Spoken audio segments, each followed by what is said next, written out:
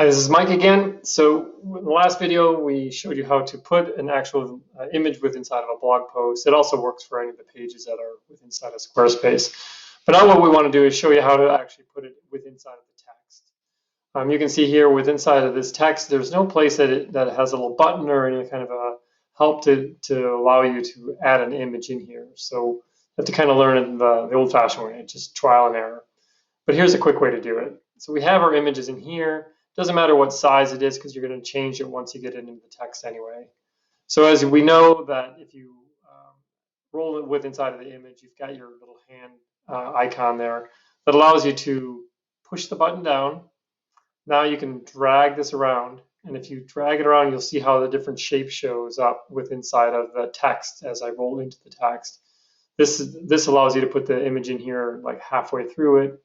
Now you can go up a little higher, and you can go up even higher. And it just shows you that right now it's going to go in there, it's going to suck up about half that page. So let's just let go of the button there and see what it looks like. And you can see it just drops it right with inside of that text. Now the text technically will wrap around that image. So now once it's in here, you can change it. So again, if you click with inside of that image, you can then roll over to the edges, and you can see this is a typical way of formatting text and such. You can see the arrows on here. So if I click and hold, then I can move that image across and decrease the size, but now you can see that the text still rolls around and moves it through. So this kind of is a nice way to create an article that allows you to get that text wrap around it. Let's say you wanted to actually put some image in here that allowed you to actually just format this page to kind of split it in half. So let's take this image down below and try to do the same thing with it, and I'll show you as we roll over what changes with inside of that.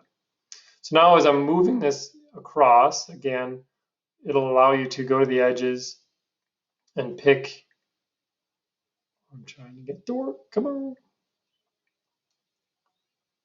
There we go. So sometimes it takes a little bit.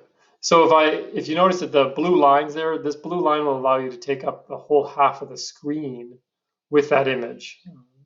And so you'll see now it just takes all of that formatting and squeezes it over.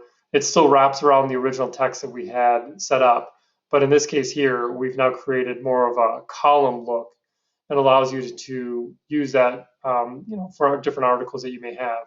You can again change the size to create that column in a smaller way.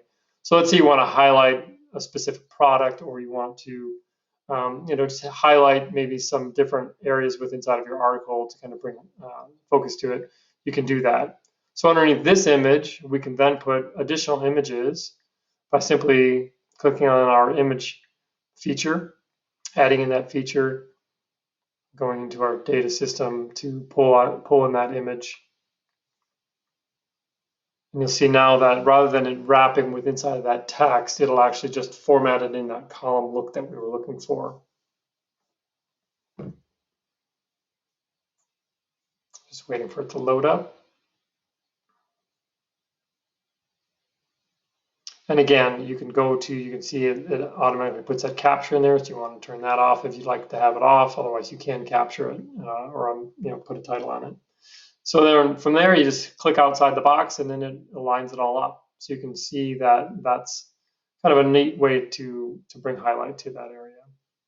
Okay, so that's about it on this video. So the next one, we will show you a little bit more of the formatting with inside of the blog as well. Thanks much.